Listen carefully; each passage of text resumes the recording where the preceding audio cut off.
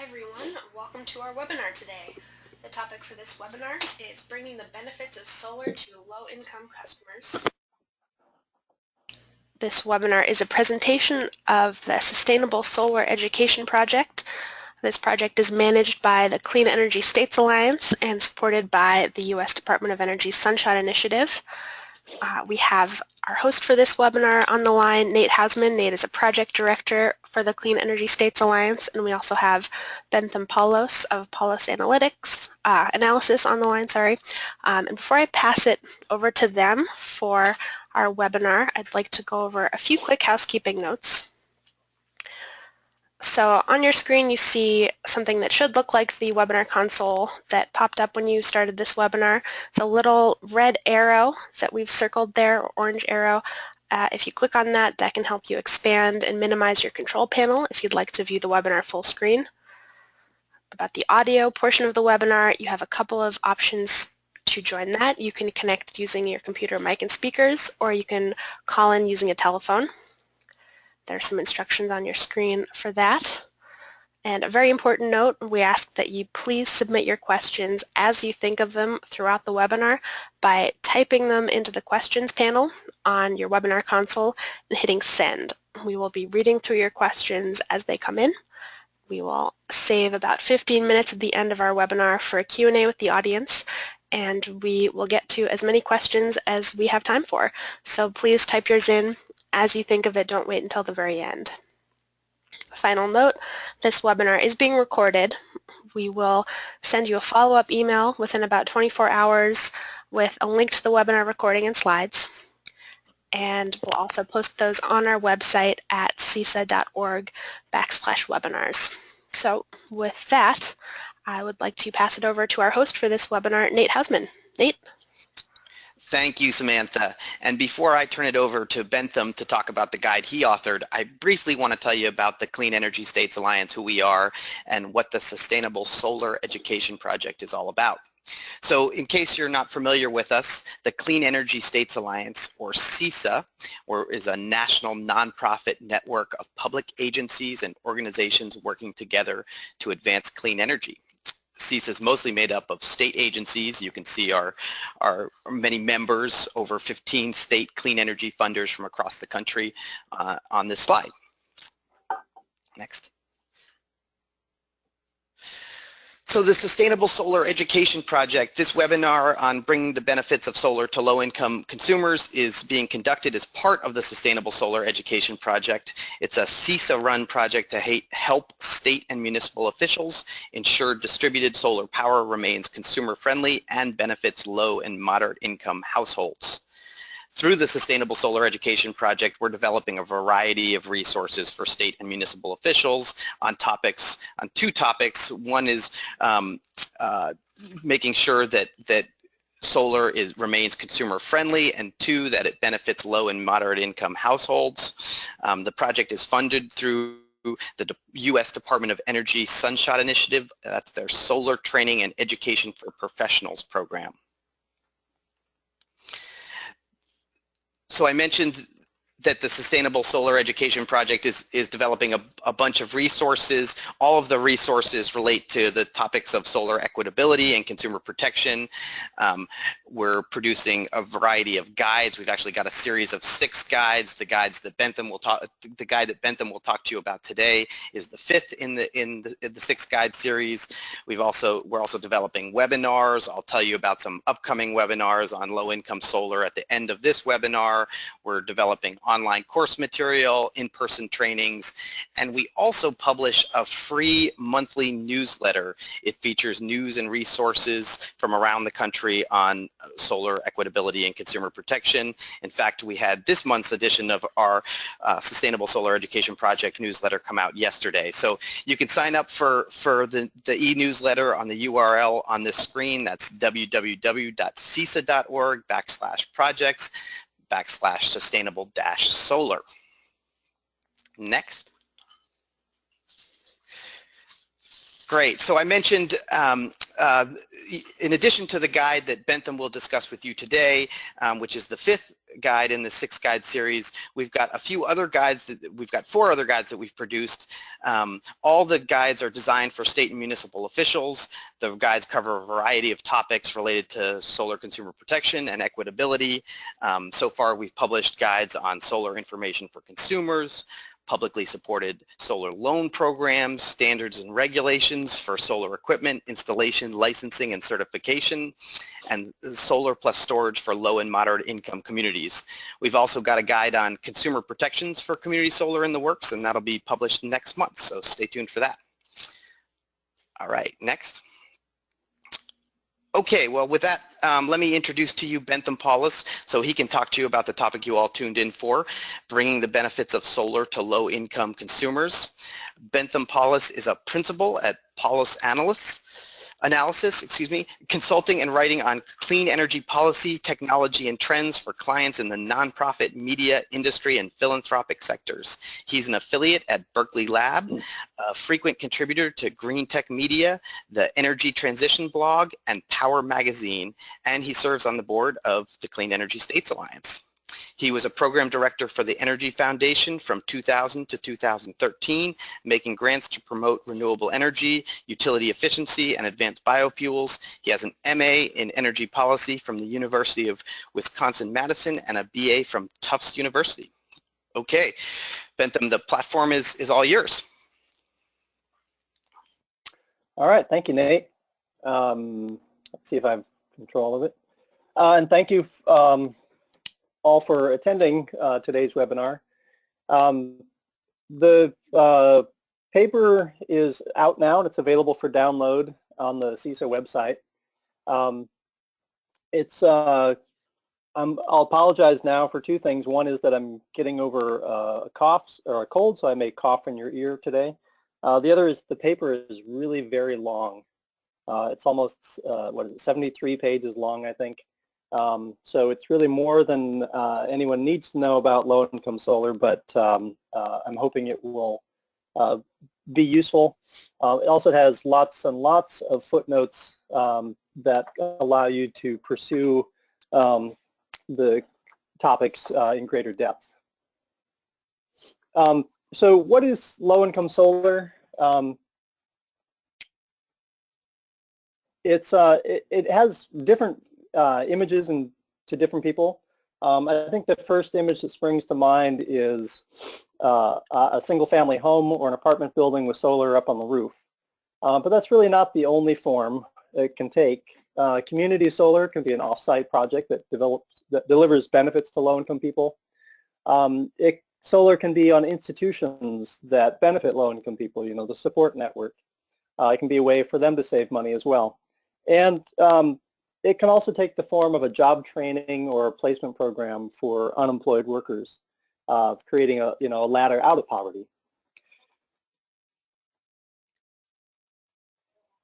The main premise of, and the main reason people are interested in solar is that now that it's affordable, it's a way to save money for customers, and low-income people need to save money more than anyone. Solar is reaching grid parity in an increasing number of states around the country. It depends on how you measure it and the utility, local policies and rates, but GTM research estimates that solar is competitive with retail rates in 20 states currently, and that under business as usual assumptions it will be competitive in almost all states by 2020. That's pretty astounding. And it's happened very quickly in the last few years. So I think it's the news is really just beginning to spread that that is the case. Now that solar is affordable, it is an opportunity to save money, especially for low-income consumers. So that's created a lot of interest in how solar can do that. How we can do that. What are the policies and programs that can deliver solar benefits to low-income people? There are a number, and it creates a number of other opportunities. For example, we have many government programs to deal with affordable housing and anti-poverty programs, job training, economic development. if you can integrate affordable solar into these housing and anti-poverty programs, you can reduce the expenditures that those programs spend, reducing, providing energy assistance, for example. And at the same time, a lot of existing solar policies at the federal, state, and local level can now be adapted to better serve low-income customers. The main goal of most solar policy has been to encourage solar directly, to drive down the cost of the technology and to overcome market barriers. But now that we're on the road to accomplishing that, we can now think about how those programs and policies can be adapted specifically for low-income audiences. There's a Yiddish proverb I came across that says, "The sun shines on everyone for free." And it's been refined by a recent German author who points out that, but when it comes to rain, the rich have better umbrellas. So now that solar is affordable, we can use it to create better umbrellas for the poor, or maybe for better parasols if you want to mix up the metaphor. But in order to do that, we have to solve some problems. Low-income people are different than higher-income people. They have specific issues in tapping the benefits of solar.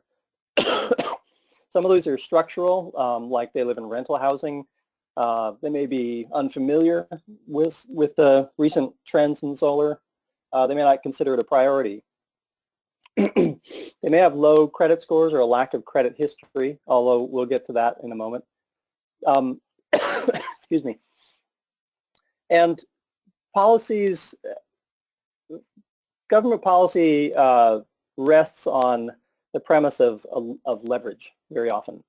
For example, if you give a small incentive to the public will respond and cover the bulk of the cost.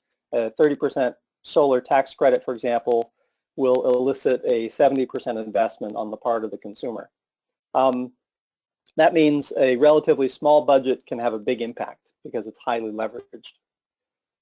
With low-income customers, they don't respond to that kind of leverage because they don't have the savings or the wherewithal to respond.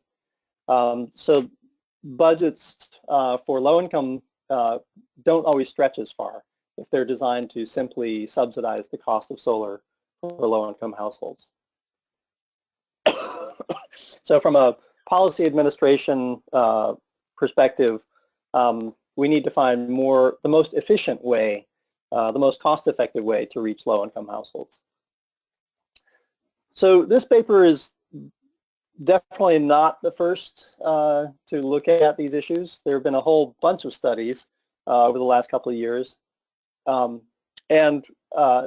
including from Center for American Progress, the Interstate Renewable Energy Council, the George Washington Solar Institute at GW University, and most prominently a guide from Vote Solar, Grid Alternatives, and the Center for Social Inclusion. And there are even more that have come out since then. The point of our study was really to build on those guides and all of this previous research, to go in greater depth and really keep an eye toward implementation. Our primary audience is state and local officials. So we're not just telling people that solar is affordable, we're really trying to solve the problems that policymakers and administrators face when they try to pursue these ideas. So that's partly one reason why the paper is so very long. In my talk today, here's a quick overview. We're going to talk about just a few myths around solar that are good to clear up right off the bat. I'll walk you through the whole range of ideas that are covered, although I'm not going to walk through each of the ideas because there are very, very many ideas. People have been thinking a lot about this issue. Then we're going to talk about some tips for policymakers. I think we have 8 or 10 tips that I wanted to highlight from the report that might be most useful for pursuing. And then that'll take us to about half an hour, or half past the hour, and that'll leave us plenty of time for discussion and questions. So the first myth is that solar is really only for rich people. Only rich people go solar. We've heard that many times as an argument for why we should not encourage solar, why we should change rate designs to make it less attractive to go solar. However, it's not entirely true. I think what is more true is that the middle class is going very big into solar, and that the highest and lowest income brackets are actually much smaller. There's been recent research by PaulosAnalysis, which is a research firm in California, and also by GTM Research and Power Scout, looking at income levels for people going solar. The studies are not perfect because there's a lack of data. Berkeley Lab is also looking into this, and we'll have more research in the coming months. But what they've found so far has been pretty clear that low-income, very lowest income brackets are in fact going solar. On this chart, about 6% of solar has been in the income bracket of less than $40,000 household income. California's statewide median income is $65,000, so it's these households are well under the median. And you can see that the orange line above that is the highest income bracket, over $100,000 per household, and their share has been steadily declining as solar has grown. It used to be true maybe 10 years ago that upper income households were the only ones, or were predominantly going solar. That's becoming less and less true as really the middle income categories have greatly increased. And many of those middle income categories are still less than the state median income. So the second myth is that that marketing to low-income people is the same as marketing to everyone else. I think in a very simplified way, the regular process of going solar is that a customer learns about it from their neighbor. There's been research showing that solar is contagious, as they say. It spreads by word of mouth. The second step is that the customer picks a company and gets it financed. They get a home improvement loan, or they get it financed through a third-party loan. And then they take the tax credit on their tax bill. With low-income customers, it's not as common yet in low-income neighborhoods, so there's less word of mouth. They may have a credit problem, that their credit is low, or they may lack credit, so they have a hard time getting a loan. And they may not make enough income and pay enough taxes on their income in order to take full advantage of the credit, which is a credit against your earned income. And the last myth I want to mention is the perception that all low-income people have bad credit, therefore they can't take advantage of these third-party finance deals. There is definitely a correlation between income brackets and credits, but some recent research by the Connecticut Green Bank has shed a little more light on that.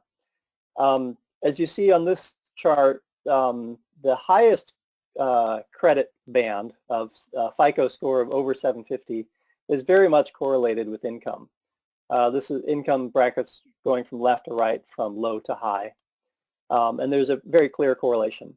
And this is, but on the other hand, for all the other credit brackets, there's no correlation at all with income. So what this says is that for homeowners, they are less likely to be in the highest credit bracket, but they are just as likely to have okay credit. What that also means is that being a homeowner is good for your credit because you're making monthly payments. And of course, not all low-income people are homeowners. So this only shows you part of the picture, but it's enough to illustrate that not all low-income people have bad credit, that there are definitely ways to market to low-income households. which is obvious because that's, as we've seen on the previous charts, there are low-income households that are going solar. So the report covers a real range of ideas that we've organized in different categories.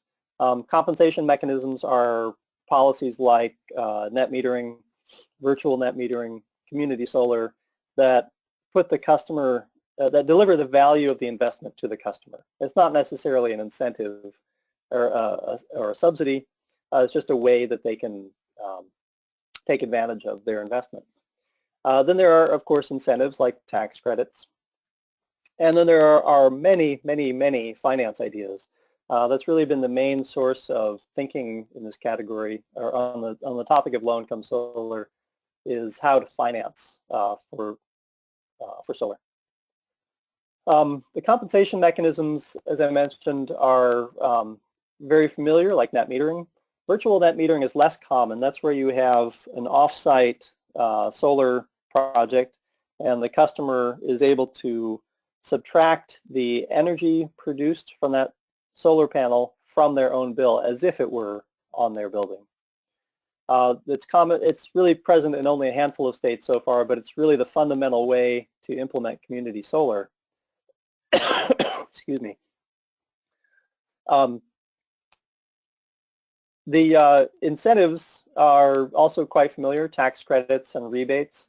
While many states have renewable power standards that rely on RECs, renewable energy certificates, there are fewer states that have solar carve-outs in their RPS that create a solar REC or an SREC. And we'll see in some examples coming up that SRECs can be a very important way to finance solar for low-income households. As I said, the bulk of ideas that people are working on are finance ideas. Some of these are probably more familiar than others. PACE financing, for example, property assessed clean energy, is a way to finance solar or energy improvements on your property tax bill. On-bill repayment is a way to finance it on your utility bill. There are a number of approaches people are looking at for compensating for the problem of low credit or no credit. There are a variety of third-party ownership models that are still evolving. Crowdfunding is still around. I personally thought it had kind of gone away, but it has not. In fact, there are still crowdfunding operations out there, and we'll be featuring, I think, a couple of those on an upcoming webinar that Nate will tell you about later on. There are many federal economic development programs like lending guidelines that encourage banks to lend in low-income communities that can be geared towards solar development. And there are green banks and place-based investments. Really, I don't want to go through all of these because there are so many of them, but they're discussed at some length in the paper.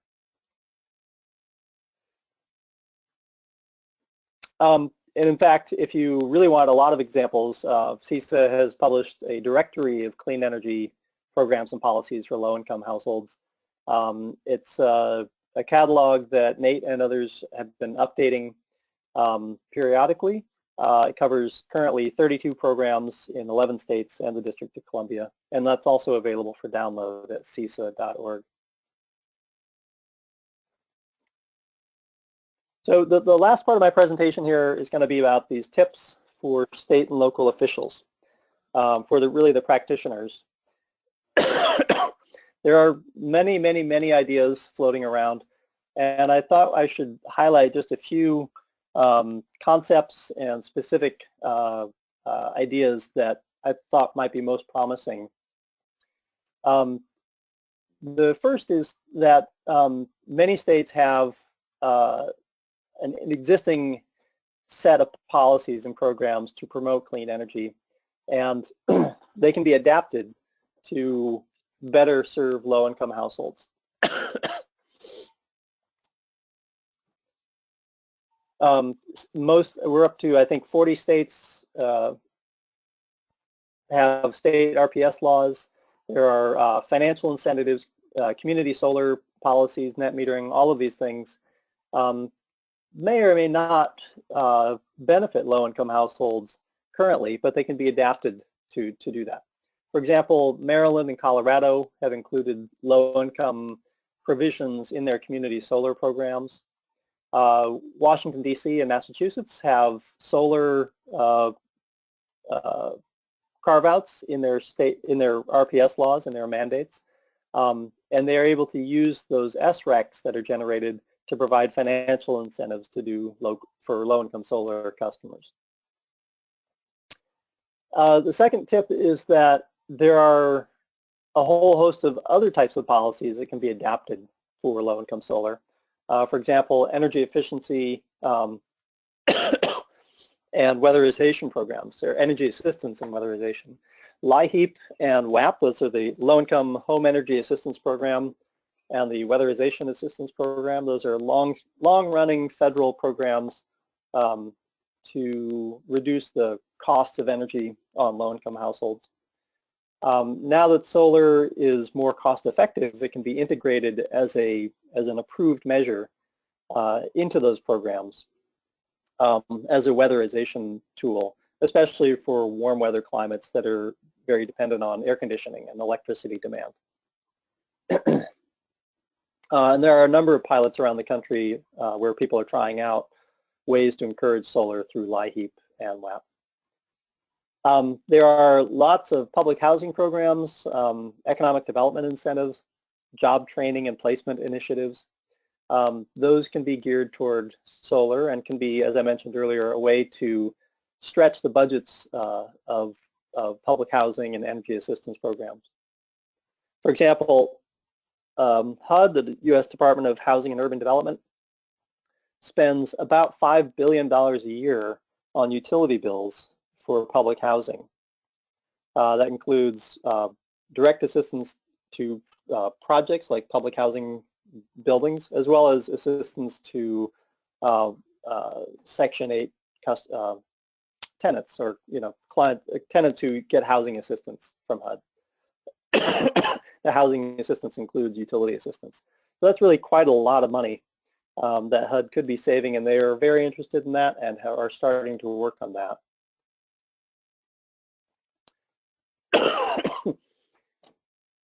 Solar can be on the homes of low-income people, but it can also benefit them by saving money for their support networks, for public housing, for homeless shelters, food kitchens, etc. Excuse me. In some ways, they can be easier to reach than individuals because they're more long-term. They're staying in their building for a long time, whereas low-income people can move around. One important problem, though, is that it's got to be very easy for institutions to participate. This is not their primary mission, and they won't spend a lot of time on it. Also, it's important for public officials to enable a finance tool that doesn't interfere with their main mission. You can't expect a food kitchen, for example, to spend less money on food in order to invest in solar. That's not going to happen. It's got to be the other way around, where solar frees up their budget to spend more on their primary mission. A good example is from this photo, actually, the Phyllis Wheatley Women's Shelter in Washington, D.C., which used a PACE financing approach to help go solar. The fourth tip is to reduce the cost and to increase the value of solar, which can make it more affordable for low-income customers. You can increase the value through things like net metering, virtual net metering, and providing extra renewable energy credits for low-income developments. And you can reduce the cost of deployment through bulk procurement, like a solarized program, reducing the soft costs like permitting and customer acquisition, and using volunteer labor. And there are a number of examples of that around, which I'll get to in a moment. In some cases, you need to change regulations to encourage those this approach of increasing the value and reducing the cost, but not always. Sometimes it can be just a new initiative like a Solarize campaign. That's essentially a group procurement where you're trying to reach out to many customers at the same time, providing and offering getting a solar developer to offer a discount. Volunteerism can also be very effective. A number of corporations have been doing this, where they employees offer their services to help install solar on low-income households. Really, the oldest example has been Habitat for Humanity, but Grid Alternatives also has organized a lot of work in this area. It can be very attractive to the public because it helps solve both social problems and environmental problems at the same time. Plus, you get to climb around on a roof and wear a hard hat, so it's kind of fun. But that doesn't mean, promoting volunteerism doesn't mean simply leaving it up to the public to make it happen, or to nonprofits to make it happen. Local and state and federal aid government can help volunteerism through financial and promotional support, providing preferential permitting like fast-track permitting, and even recognition of volunteer projects. The next tip is to set up a financial vehicle. This is the funny part of the presentation, so you can chuckle now if you like. A green bank, for example, New York, Connecticut, and a few others have set up green banks that are not so much a policy, but are a vehicle that can develop policies, that can test new things, it can deploy innovative financial strategies, and it can provide leadership to other agencies and other stakeholders, because finance can be a complicated topic. It's a very specialized skill, and it's good to have a lead agency that has those special skills that can work in the public interest. In order to make that happen, you need, of course, enabling legislation. It's got to be have a high level of transparency and oversight, because they are using public funds. Another tip is to partner with trusted allies that are trusted in the low-income community. I don't know about you, but I have been getting a steady stream of telemarketing calls for solar power, maybe because I live in California. And they're, like most telemarketing, they're hard to believe, they're hard to trust. And imagine if you know less about it and you get a real hard pitch. It can be very difficult to trust solar marketers sometimes. In some cases, government officials, energy policy people may not be the best situated to reach out to low-income communities. So working with trusted allies in those communities can be a way to be more effective and to make quicker action. Community action agencies especially are all over the country in practically every community. Low-income advocacy groups and outreach groups, they can really help overcome that initial trust barrier. And lastly, it may seem obvious to say this, but it's important in your policy and program design to make sure that low-income customers are benefiting from your policies and programs. It's really a bottom line question. Are you delivering financial benefits? For example, you can put solar on multifamily apartment buildings, but it may or may not actually deliver benefits to the tenants. It may not put money in their pockets. For example, federal housing assistance guidelines say that the amount of housing assistance is capped at 30% of the income for the household in the form of rent and utilities. So if you do put solar on an apartment building and it lowers the utility cost, it's likely that the rent will simply rise up to that 30% level again. So it doesn't really create any benefit.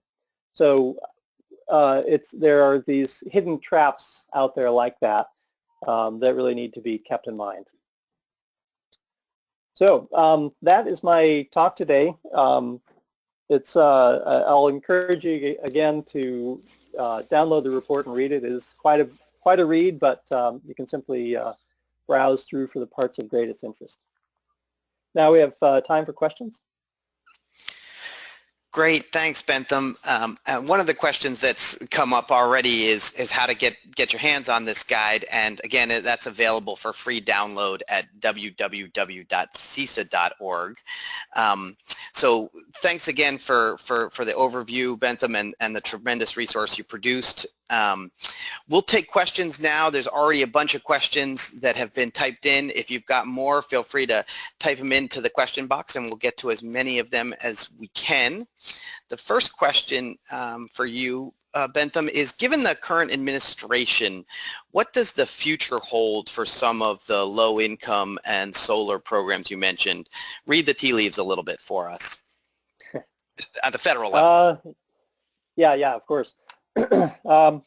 The tea leaves are a little hard to read still because we're still waiting for a lot of the senior level people to be appointed and approved in the agencies.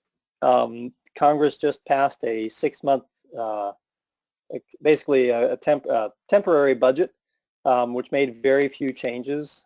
The Trump administration has proposed their own budgets with radical cuts to clean energy programs.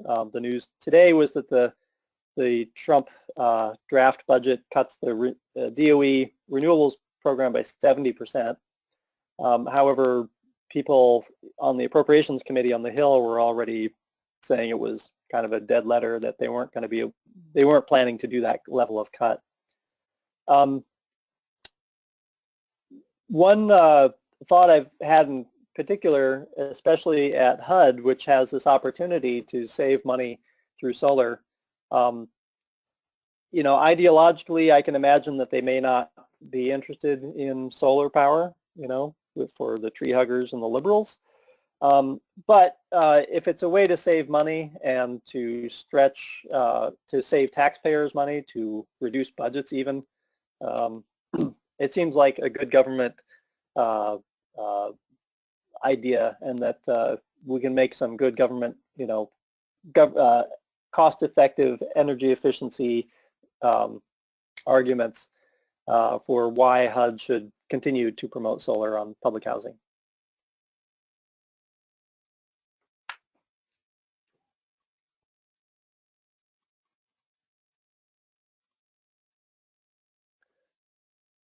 Nate, are you on mute?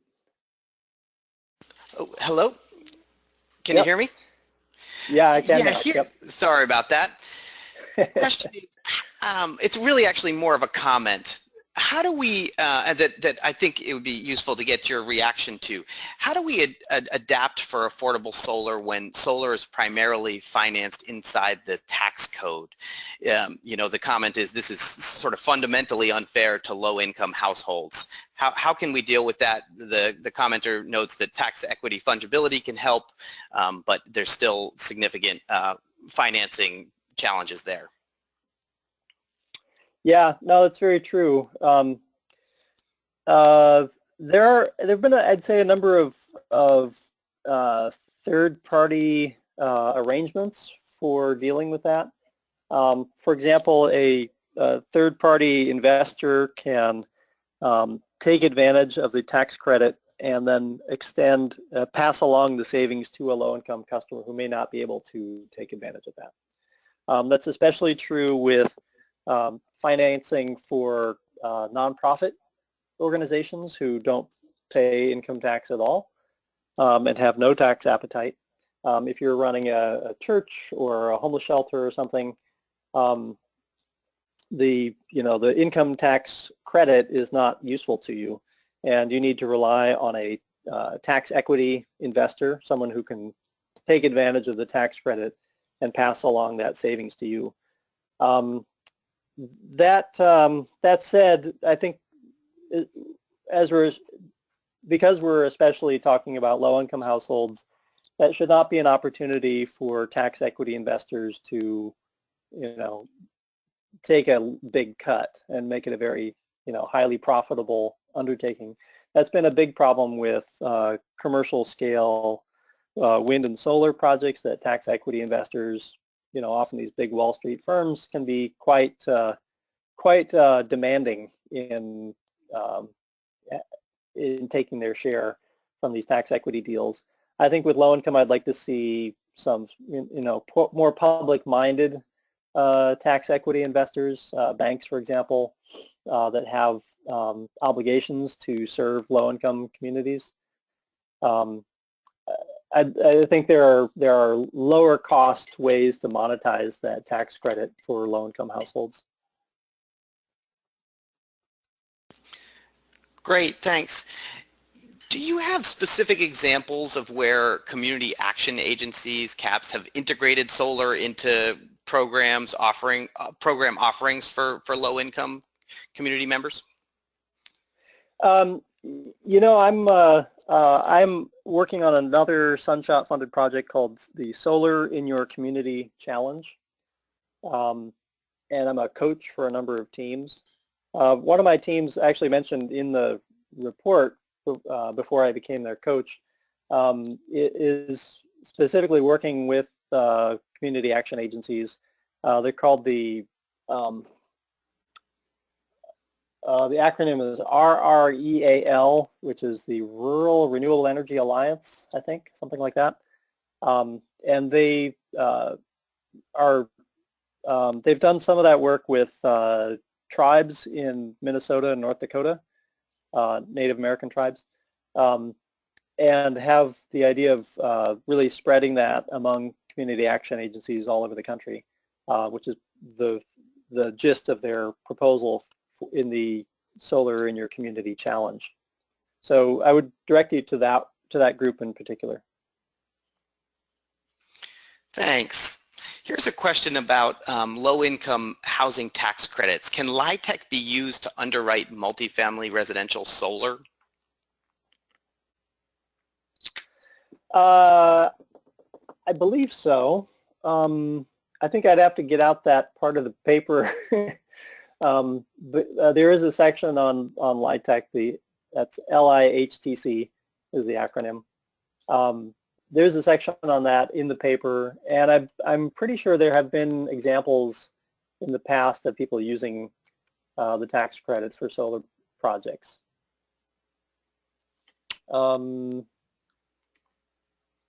Yeah, it's on page 52 if you want to turn to that.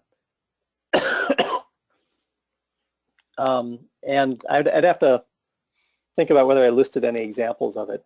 But I can certainly, if you want to, whoever is asking that, if you want to follow up with me later, I can answer that more clearly. Gotcha.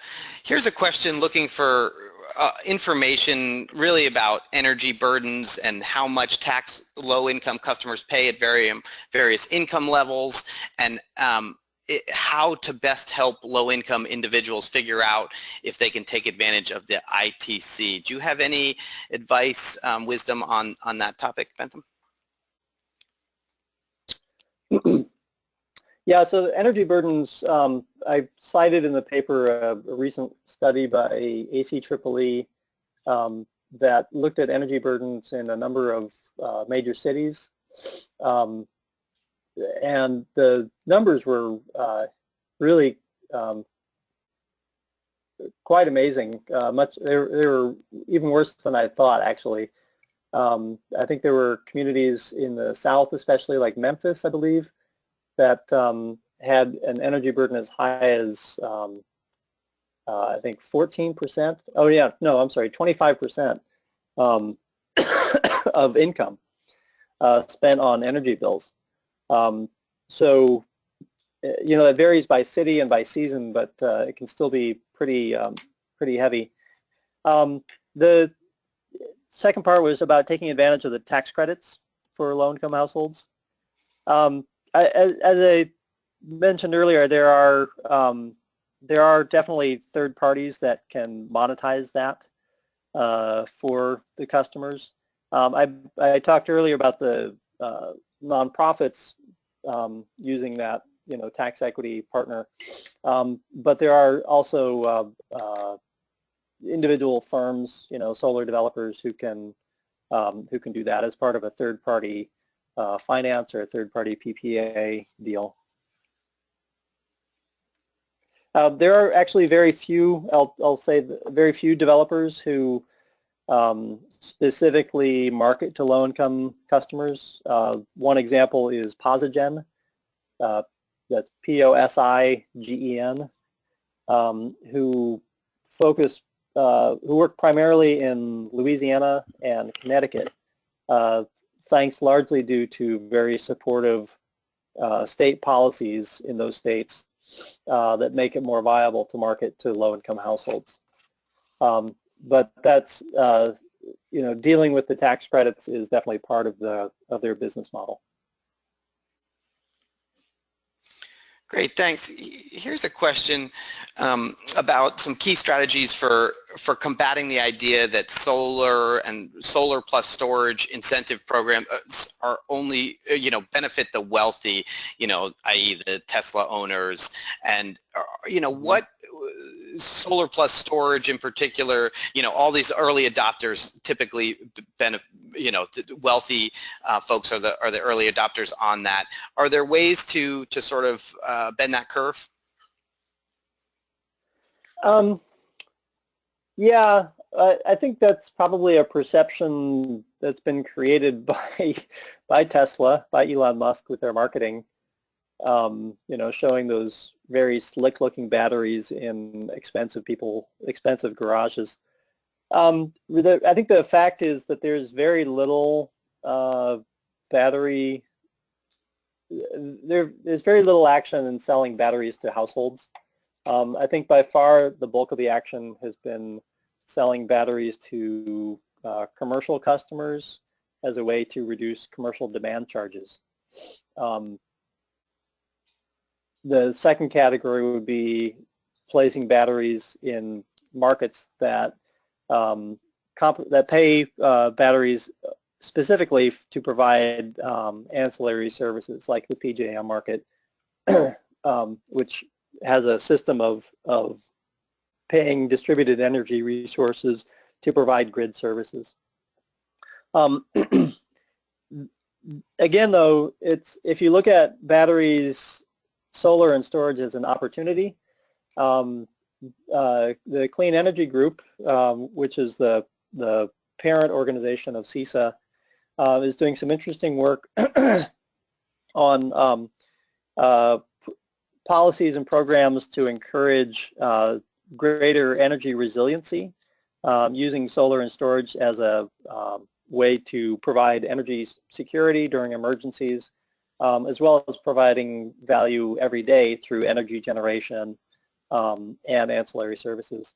And I know they're working in California on a program called the Multifamily Affordable Solar Housing, or MASH program, which promotes solar on apartment buildings.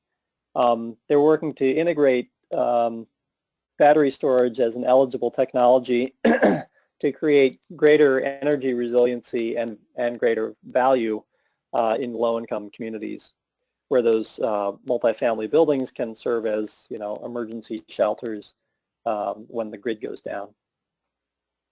And there's more on that at is it resilientpower.org, I think? Is that right, Nate? Yes, that's correct. Yeah, in fact, the cover photo on the guide, Bentham's guide, is a project in Vermont, the McLean Knight project. McKnight Lane project, excuse me, and that's an affordable housing project with solar plus storage, and that's detailed also in the guide as well. But you can find more about it on Clean Energy Group's website. Okay, here's a question that you already touched on to some degree, but maybe you could give us some examples of of existing programs. How can nonprofit poverty relief organizations take advantage of federal and state tax incentives? Yeah, well, as I mentioned, it's the primary issue is to find a partner who can monetize that. There's another example in the paper, which I mentioned in the presentation, about the Phyllis Wheatley YWCA women's shelter in Washington. You know, it's a nonprofit. It doesn't pay taxes. And they worked with financiers to find a tax equity partner who can take the tax credit and also the accelerated depreciation, which is part of the deal. They also were able to take advantage of the solar RECs, the solar renewable energy certificates that are created under the Washington, D.C. renewable energy standard. And then Washington has an additional rebate for low-income solar projects. And they basically added up all of those incentives to make it very low cost for the shelter to go solar. The fact is that it's very difficult to develop solar in Washington because of the housing structure. It's a very densely crowded city, not a lot of big box stores. And yet at the same time they have very strong policies to encourage solar. So as a result, the projects that can get built qualify for a lot of incentives. So in that particular case, it's an example of policymakers in Washington who are basically able to stack up these different types of incentives to make it very attractive for low-income nonprofit organizations to go solar. Great, thanks. Here's a comment that notes that, you know, it seems like a lot of these programs that are focused on clean energy for low-income customers are centered on the East and West Coast states. Are there programs that are operating outside of those regions? There are. Actually, there's a one to watch that's hasn't really taken form yet, but it promises to be very large. Illinois just recently passed very substantial energy legislation that had been sort of pent up for a number of years, and it includes quite a bit of money and some very ambitious goals for promoting solar for low-income households. There are projects, Cook County, which is Chicago, basically, Chicagoland, is looking very seriously at community solar projects in the area that can also deliver benefits for low-income households. Minnesota is very big on community solar as well. However, it's not, the last I heard, they were really still trying to figure out how those could be directed toward low-income communities, how they could work through some of the barriers that low-income households face to participating. So yeah, it is true that a lot of the examples have come on the coasts, but there are certainly some examples in other places where it's happening. And again, I'll refer people to the directory that Nate and others have developed for CESA that has, was it 32 program examples in a number of states. They're not all coastal states.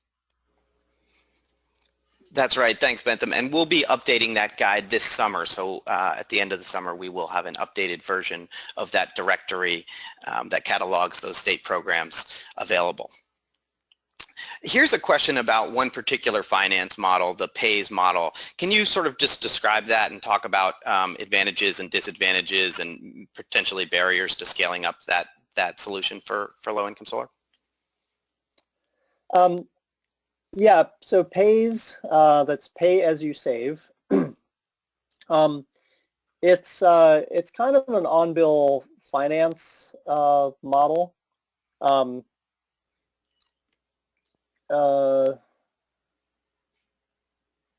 second, let me flip through it here. It's in the paper on page 44. It's essentially where the utility finances the upgrade and then gets paid back through the customer's bill. So a customer will, do an energy efficiency or solar upgrade. The utility will pay for that, will finance it, and then will recover payment on the customer's bill, which they of course have direct access to. And it's structured so that the repayment of the measure is less than the bill was originally. So it's designed to save money for the customer from day one, and therefore the measures have to be cost effective, or very cost effective depending on the timeline of the finance. There has not been a lot of solar finance through PAYS. It's mostly been energy efficiency, but as solar becomes more cost effective, then it could be a vehicle for solar. Great, thanks. Here's a question. By the way, we're getting close to the top of the hour, and I do want to give provide an overview of some of the webinars that are upcoming that will go into more detail about some of the programs that are highlighted in Bentham's guide, and so I'll do that at the end. But before we get there, I'll just ask one final question. This question is about changing rates for solar. This commenter notes that net metering is disappearing, so the value proposition is changing. The commenter suggests, doesn't that mean we're likely to see more utility scale projects, and projects are less likely to guarantee actual savings to customers? What is the notion of changing rates, and how does that impact low-income customers? Yeah, there's definitely a concerted effort on the part of the utility industry to either slow down solar deployment by customers or to take over solar deployment so that the utilities can own it. And that's taking place in the context of arguments about rate design. I think the last I heard there were over 40 rate design cases around the country. A lot of them having to do with net metering. I think losing net metering would be very bad for low-income households because it's a fundamental compensation mechanism. It's a fundamental way for customers to earn the value of their investment. One argument on the other side is that utility scale, large-scale ground-mounted solar does cost less than rooftop solar. The deployment cost is lower. If you can convey that lower cost to customers, so you can, use community solar or virtual net metering as a way to take advantage of those lower costs and deliver that value to customers, that can be a way to reach a larger number of customers, including low-income customers. Excuse me. So it's difficult to say even now what the future of net metering is. There have definitely been some revisions to it in places like Arizona, but most parts of the country see very little impact from net metering at current levels. Even at higher levels, it's not really clear when it's going to have any major impact on utility finances. So I think in general the problem of, the so-called death spiral from net metering, I think, has been greatly exaggerated and is still many years away in most places. Okay, well, thank you, Bentham, for those questions, for this terrific resource. And I do just want to let folks know that there's much more detail included in the guide itself. So if you haven't already, I really do encourage you to dig into it. This started as a small project, and it quickly ballooned, and it's quite a document. And there's a lot of good information about specific programs, some of which may get at some of the questions that we couldn't get to on today's webinar. So thanks for your questions, and thanks for your answers, Bentham, and for this terrific resource. Before signing off, I do want to let you know that we've got a series of webinars we'll be kicking off next Thursday at the same time that's focused on promising and replicable low-income solar access models. We've got 3 webinars lined up so far. The webinars will be on the next 3 Thursdays, so that's May 25th, June 1st, and June 8th. They'll all be from 1 to 2 p.m. Eastern Time. Our first webinar in the series will be focused on crowdfinancing solar for nonprofits serving low-income communities. So I know we got a question or 2 on that in the Q&A session today. That'll focus on a couple models, specific models. In that area. Our second webinar in the series will focus on using community solar to enable low and moderate income participation in the solar economy. And the third webinar will look at a couple of utility-driven solar projects and programs for low-income customers. So you can register for some or all of these webinars at the URL that you can see on this screen. And again, I want to thank you, Bentham, and turn it over to Samantha for a closeout. Thanks, Nate, and thanks, Bentham. There's some contact info on your screen if you would like to get in touch with us if you have any follow-up questions. There's also a URL for our project website, cesa.org/projects/sustainable-solar. So I encourage you to check us out online. We have a lot more resources and information for you. Thank you all for attending today. I hope to see you at our upcoming webinars. Bye, everybody.